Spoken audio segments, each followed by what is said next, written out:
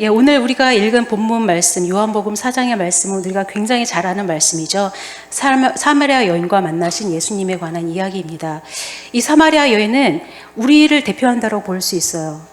우리가 이 여인의 과거를 다 알고 배경을 알기 때문에 나는 그 여인과 다르다라고 생각할지 모르지만 우리는 이 여인과 다를 바가 없습니다.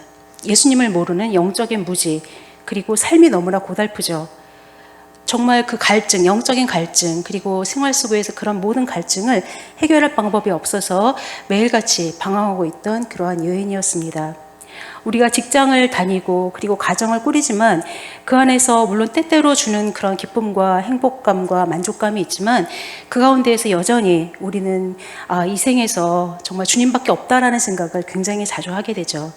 그렇게 너무나 갈증이 나고 너무나 고달픈 우리의 인생을 이 여인의 모습에서 발견할 수 있고, 그리고 또한 이 여인의 그런 영적인 무지를 통해서 우리가 주님이 앞에 있는데도 불구하고 옆에 계신데도 불구하고 알지 못하는 우리들의 모습을 또한 발견할 수가 있습니다. 주님이 앞에 계신데도 불구하고 우리는 여전히 나의 물 양동이, 그거를 채우기 위해서 안간힘을 쓰는 그러한 우리들의 미련한 모습을 또한 볼 수가 있습니다.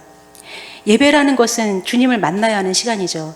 내가 주님을 만나고 주님을 경험하고 주님께 나의 모든 것을 드리며 감사로 찬양하며 높여야 되는 시간인데, 어떻게 보면 우리는 타성에 젖어서 이 자리에 와서 하나님을 만나기보다 그냥 시간을 때우고 가거나, 그리고 성도 간의 교제를 통해서 오히려 더 만족감을 얻고 그럴 때가 너무나 많습니다.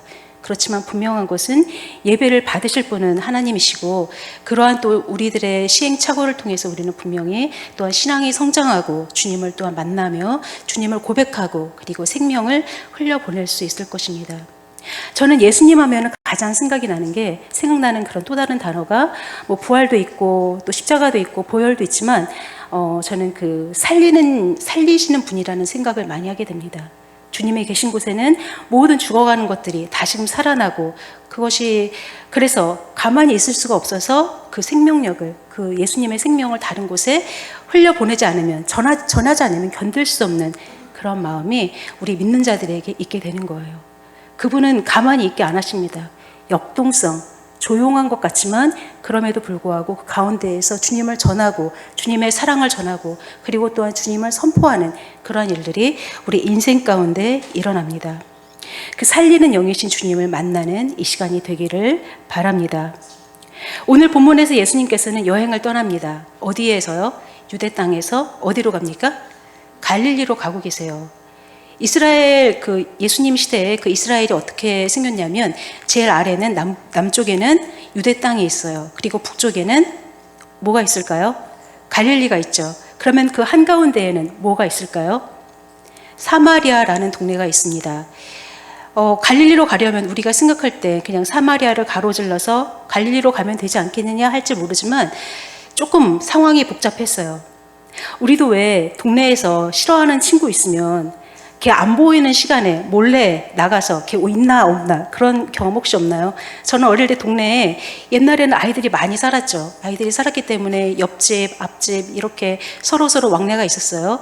근데 그 중에 어떤 한 친구는 굉장히 자기 편을 만드는 그러한 친구가 꼭 한 명 있더라고요. 엄석대 같은 그런 친구가 있었는데, 걔랑 한번 크게 싸워서 저 옆에 집을 가려고 하는데 걔가 있나 없나 한번 나가서 보고, 그러한 경험들이 아마 어린 시절에 다들 있으셨을 거예요. 저도 그랬고, 그리고 여기 사마리아와 유대의 관계는 이렇게 서로 싫어하고 미워하는 사이였어요. 9절에 보면 유대인과 사마리아인들이 서로 뭐 하지 않는다라고 나와 있나요? 상종하지 않는다라고 얘기하고 있어요.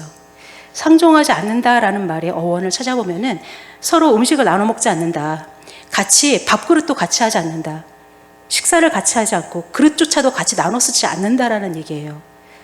우리가 누군가랑 조금 더 친해지기 위해서는 그 사람과 차도 한 잔 마셔보고, 조금 더 친하면 밥도 같이 먹어보고 그렇게 되는데, 이 사람들은 밥그릇도 같이 안 먹는 그러한 사이가 되었습니다. 이 사람들이 처음부터 그렇게 사이가 안 좋았나요? 그건 아니죠.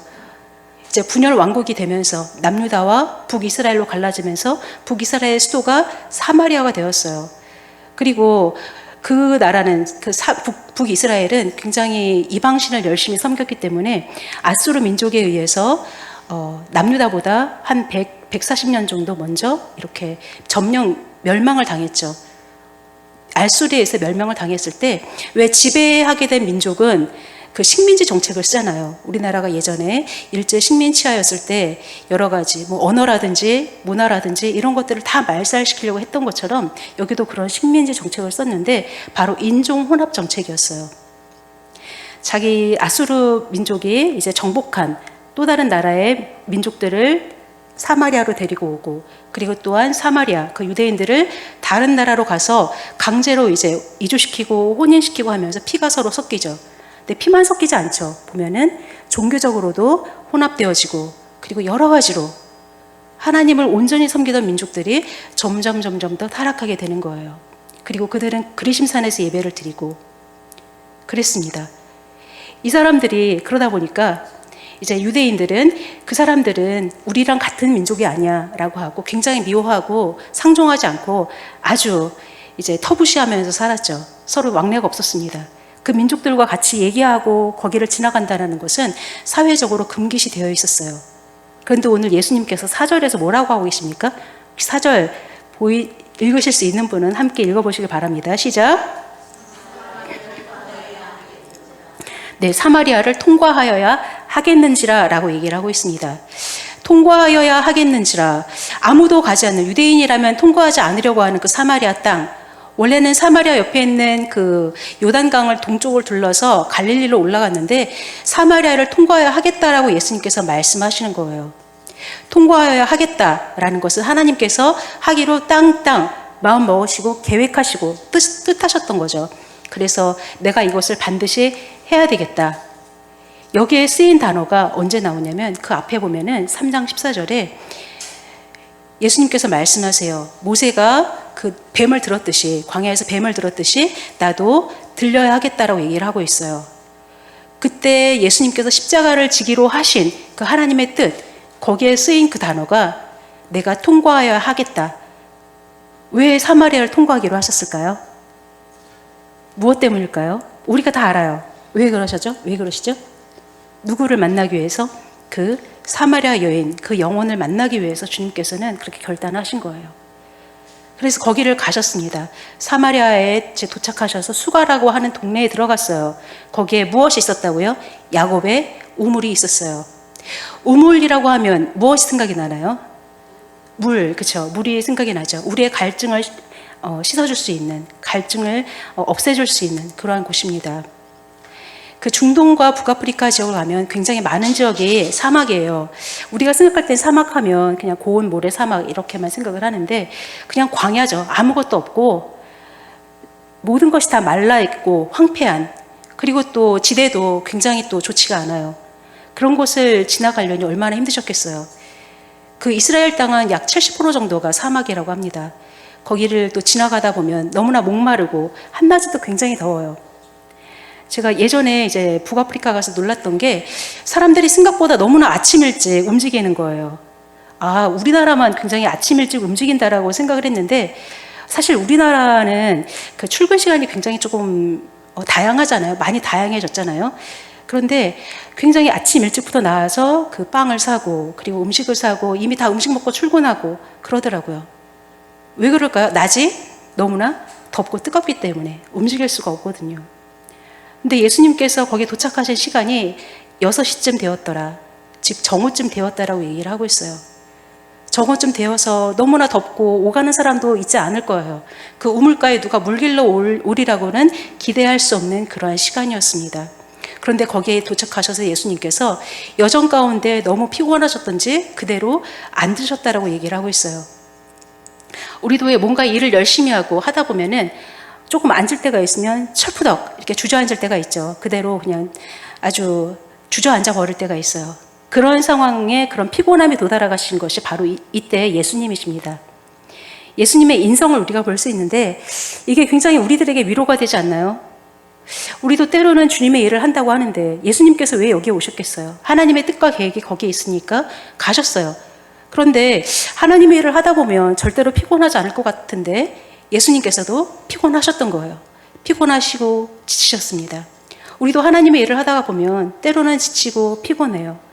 근데 중요한 거는 피곤하고 지칠 때 우리에게 새로운 그러한 은혜를 공급해 주시는 하나님의 은혜를 만나고 그 힘으로 나아가는 것이 필요하겠죠. 예수님께서 거기 앉으셔서 여기 앉으셨더라라고 나와 있는 그 단어는요, 그냥 잠깐 앉아 있다가 일어나는 것이 아니라 계속해서 지속적인 그런 상태예요. 누구를 기다리면서? 그 사마리아 여인이 오기를 기다리면서 그 자리에 계속해서 주저앉아 계셨어요. 그 땡볕을 이제 참으면서 50도 이상 넘어가는 그 땅 가운데에서 주님께서 기다리셨습니다. 이제 드디어 그 여인이 나타나는 장면이 이제 7절에 나옵니다. 7절에서 9절까지 함께 읽어볼까요? 시작. 사마리아 여자 한 사람이 물을 기르러 왔으니 예수께서 물을 좀 달라 하시니 이는 제자들이 먹을 것을 사러 그 동네에 들어갔음이러라. 사마리아 여자가 이르되 당신은 유대인으로서 어찌하여 사마리아 여자인 나에게 물을 달라 하나이까 하니 이는 유대인이 사마리아인과 상종하지 아니함이러라. 아멘. 당시 우물가에 이제 여성들이 아침이나 아니면 저녁에 해가 뜨지 않은 그런 시간을 이용해서 물을 뜨러 옵니다. 그곳은 지금의 어떤 만남의 장소 같죠. 같이 모여서 이 얘기 저 얘기 하면서 정보도 주고받고 그러한 장소예요. 그런데 지금 나타난 그 여인은 그 아침 시간, 저녁 시간이 아니라 한낮에 가장 뜨거운 시간에 와서 그 물을 기르러 왔습니다. 우리가 여기 4장 뒷부분에서 알 수 있듯이 이미 정보를 우리가 가지고 있잖아요. 이 여인에게는 남편이 몇 명이었을까요? 5명이 있었어요. 그리고 살고 있는 남자는 혼인신고하지 않고 살고 있는 그냥 동거인이에요.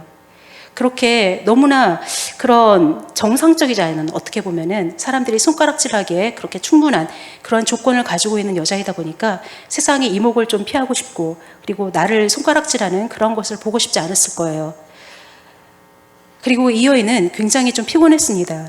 15절에 이제 뒤에 보면 나와 있는데, 우리가 아까 읽어왔던 그 15절에 보면은 주여 내가 여기 물 길러 오지 않게 해주세요. 내가 더 이상 목마르지 않게 해주세요. 이 우물에 오는 것이 기쁜 여성입니까? 아니죠. 피곤한 거죠.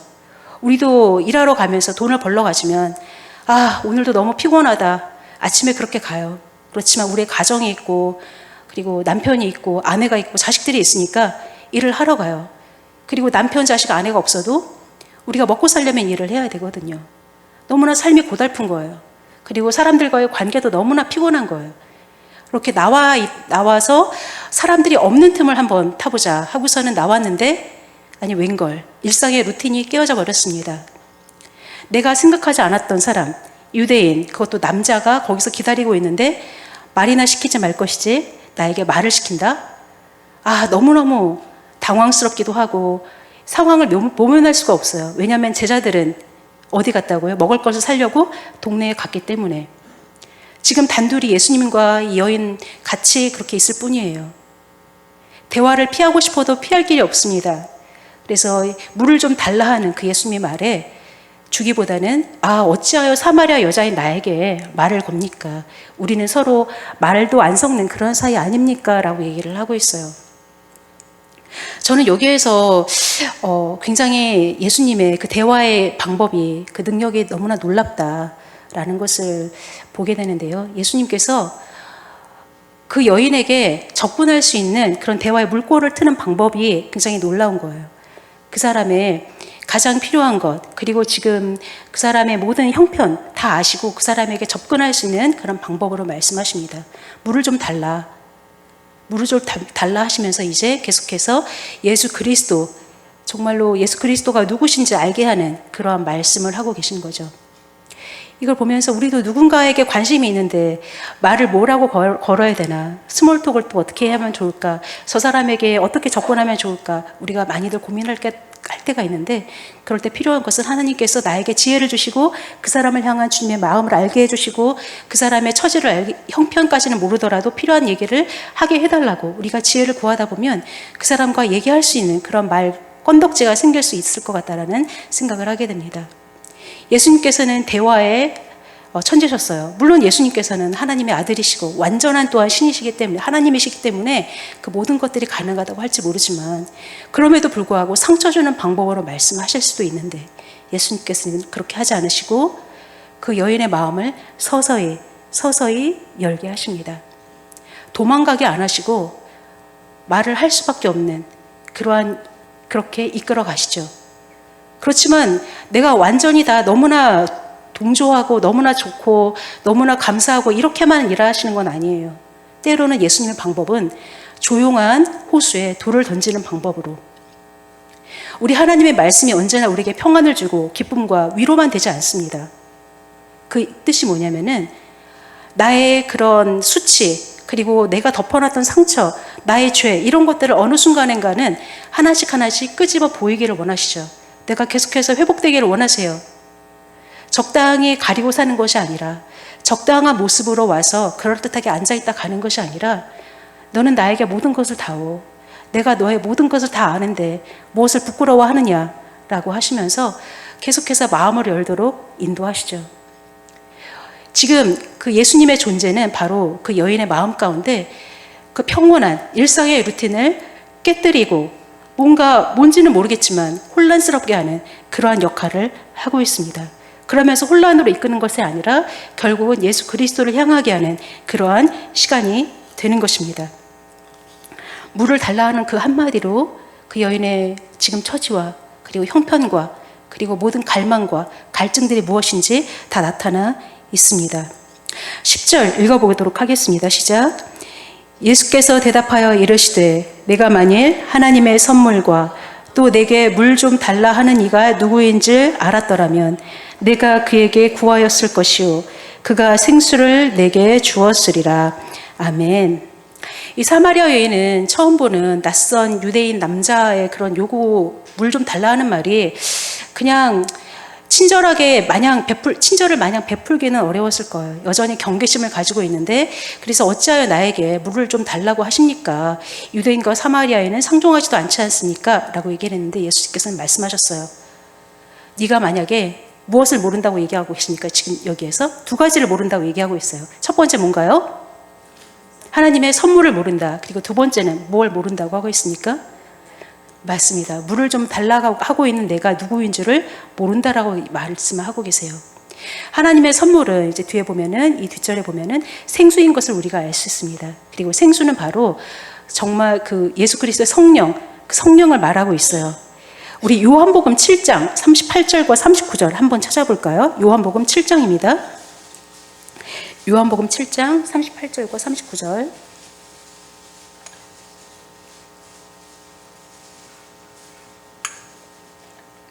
함께 읽겠습니다. 시작.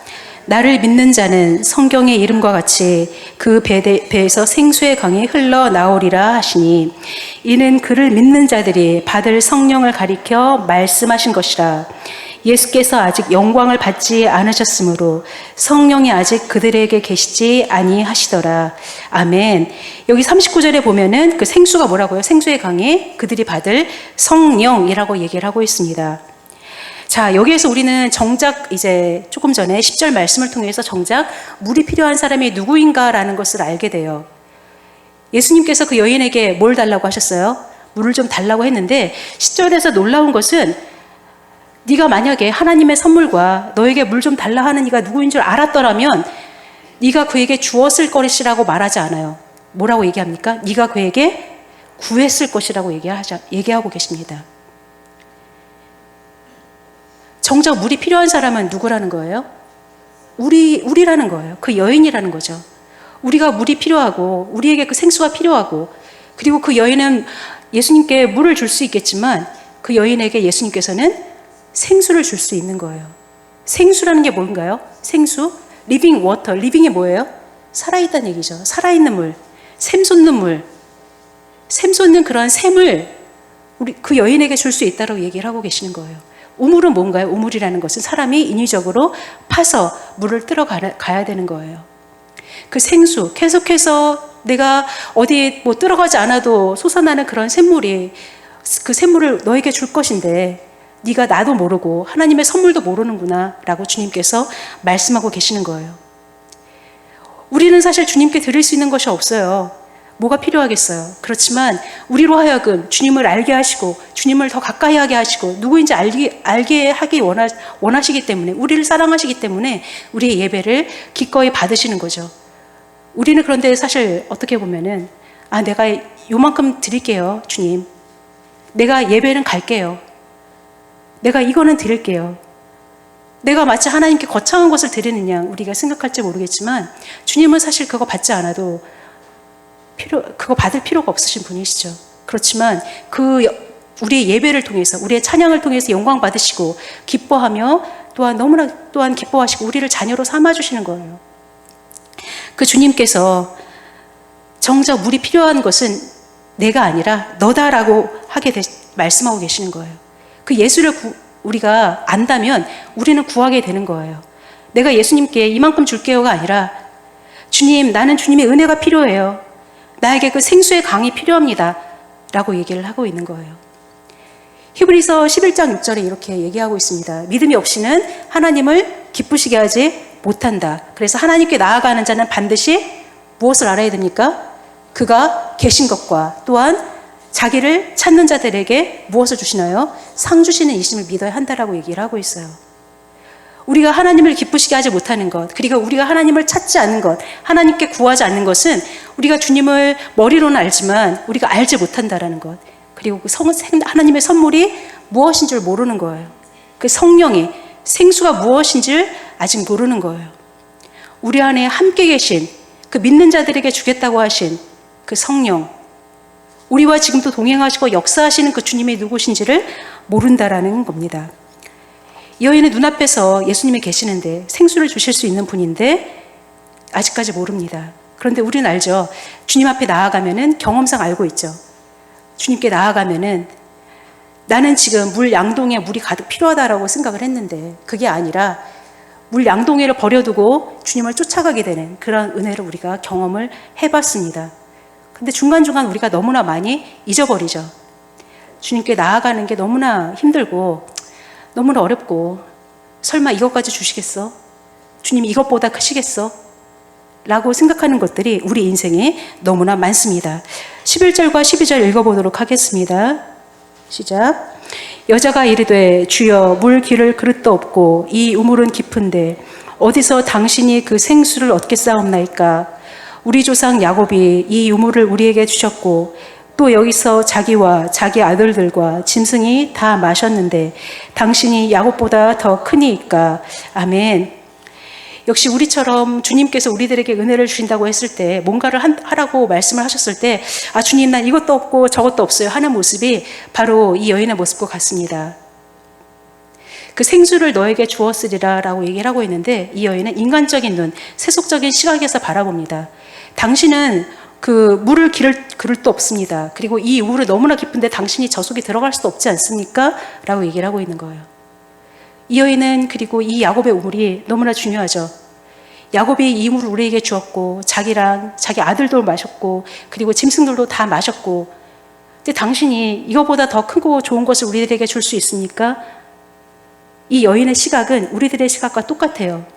우리가 생각하는 하나님의 복은 무엇인가요? 조금 더 집을 넓혀서 이사가고 우리 자녀들이 좋은 데 취직하고 그리고 우리가 얼마나 건강하고 노후를 얼마나 많이 보장하고 이러한 것들이 우리의 소망의 한계예요. 우리의 눈으론 그것밖에 보이지 않거든요. 그래서 하나님 앞에 나아가도 그런 것밖에는 사실 구하지 못하는 거죠.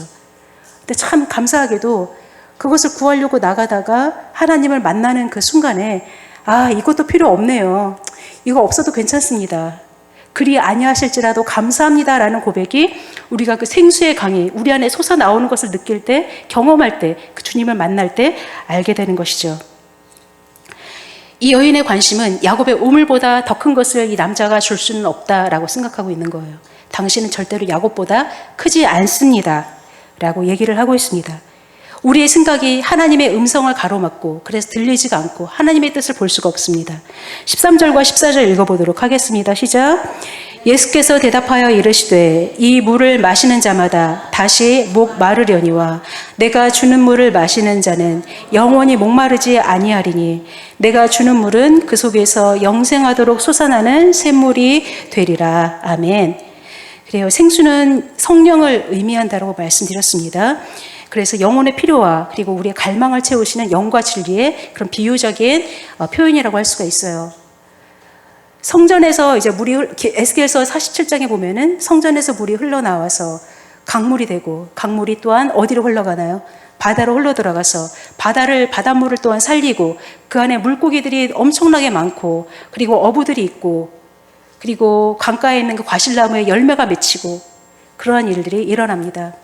너는 야곱의 우물을 매일같이 뚫어와서 그것은 잠깐 갈증을 없앨 수는 있겠지만 너는 다시 물을 뚫어와야 되는구나. 그렇지만 내가 주는 물은 영생하도록 솟아나는 샘물이 되리라.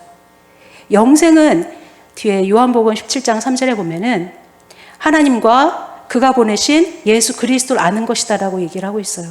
하나님과 예수 그리스도를 아는 것이 바로 영생입니다. 그렇게 영생하도록 솟아나는 샘물이 우리 안에 지금 함께 거하고 계십니다. 여러분들이 힘들고 어려울 때 무엇을 바라보시나요? 저도 생각해보면 오늘은 머리가 너무 복잡해. 그러면은 저는 예전에는 막 프로야구나 프로축구나 이런 경기들을 많이 봤어요. 그러다 너무 시끄럽다. 그리고 너무 중독성이 강해. 이러다가 이제 막 또 예능을 보다가 예능도 조금 재미가 없네. 그럼 뭐 또 다른 것들을 보다가 그렇게 저의 아주 작은 소소한 즐거움을 주는 그런 것들이 있습니다. 여러분들이 아마 잠깐의 그런 쾌락, 즐거움, 만족 그런 것들을 주는 나름대로의 스트레스 해소법이 있을 거예요. 그런데 그것들이 영원한 해결책이 되지 못하죠. 잠깐은 잊혀지게 할 수 있어요. 물론 시간이 약이라는 속담이 있듯이 우리가 잠깐은 그것들로 만족과 조금은 잊혀지게 할 수 있지만 우리 안에 있는 본질적인 그런 문제들은 해결이 되지 않습니다. 본질적인 문제는 우리 안에 영생하도록 솟아나는 샘물이 되시는 주님을 만나는 방법이 해답입니다. 스티브 도나휴라는 작가가 쓴 사막을 건너는 6가지 방법이라는 책이 있습니다. 혹시 보신 분이 계신지 모르겠는데요. 이제 제가 좀 사막을 좀 많이 좋아하거든요. 사막을 인생에 좀 비유를 하더라고요. 이 작가는 어떤 분들은 뭐 다른 것에 비유하는 작가들도 있지만 이분은 사막에 비유를 해요, 인생을. 네, 사막을 가보신 분이 계신지 모르겠지만 사막에 우리가 텔레비전만 봐도 알 수 있잖아요. 굉장히 뜨겁고 낮은 엄청나게 덥구나. 그리고 성경을 보더라도 밤에는 굉장히 춥구나. 그래서 구름기둥과 불기둥이 어떤 역할을 하는지 우리는 성경 지식적으로 알고 있습니다. 그래요. 굉장히 낮에는 덥고 밤에는 너무나 추워요. 온도차가 엄청나게 벌어지는 그런 곳입니다. 그리고 여기 작가가 말하기를 사막을 건너가려면 지도보다 나침반, 방향 표시를 봐라 라고 얘기를 합니다. 그리고 두 번째로는 무엇을 얘기하고 있냐면은 사막을 건너려면 오아시스를 만날 때마다 어떻게 해야 될까요? 본체만 찰까요? 아니죠. 쉬어가라고 얘기를 합니다. 오아시스를 볼 때마다 쉬어가라. 우리가 생각할 때는 쉬어가는 것이 어떻게 인생 가운데서 좀 쉬어갈 수 있겠어 하지만 이것은 우리 인생에서 하나님과 동행하는 것을 의미할 수 있겠죠. 20대, 30대에는 인생이 굉장히 목표 지향적이었던 삶이었던 것 같아요. 지금 생각을 해보면. 그런데 주님 안에 있으니까 목표 지향적이었던 나의 삶에서 하나님 없이는 다람쥐 쳇바퀴 도는 것과 같구나라는 것을 알게 되었어요. 우리 인생 가운데서 하나님이 주신 것이 얼마나 많습니까? 때가 되면은 들에 꽃이 피고 그리고 열매가 맺히고 그리고 단풍이 지고 이러한 것들을 우리가 누리면서 하나님의 은혜를 찬양하고 주님이 주시는 그 물을 마시면서 생수를 마시면서 나의 영혼을 리프레시하고 주님이 주시는 힘을 얻고 그렇게 나아가라는 거예요. 사막에서는 목표를 가지고 쭉 나가다 보면은 결국은 지칠 수밖에 없고 그리고 거기에서 나오지 못할 수도 있어요. 중간중간 우리들에게 새롭게 기분 전환이 되고 힘을 주는 활력을 주는 그 오아시스를 만나면 쉬어가라 라고 얘기를 하고 있습니다. 그 주님이 우리들에게 참된 인생의 오아시스가 되시는 분입니다. 우리가 힘들 때마다 그 주님 앞에 나아가서 기도하고 쉼을 얻고 돌아서면 언제나 주님은 그곳에 계시잖아요. 내가 찾는 것이 아니라 그 여인은 그냥 일상을 했을 뿐인데 주님이 거기 바로 그곳에 계셨습니다. 지금도 주님은 우리 성도님들이 계신 바로 그곳에 함께 하시고 내가 눈을 들면 주님께서 말씀하시고 생수를 주기를 원하실 거예요. 내게 구하라, 내게 구하라. 지금도 말씀하고 계시는 겁니다. 그 주님을 바라보며 우리 배에서 솟아나도록 솟아나는 그 생수를 주시는 그 경험하게 하시는 주님과 동행하는 우리 모두가 되기를 기도합니다.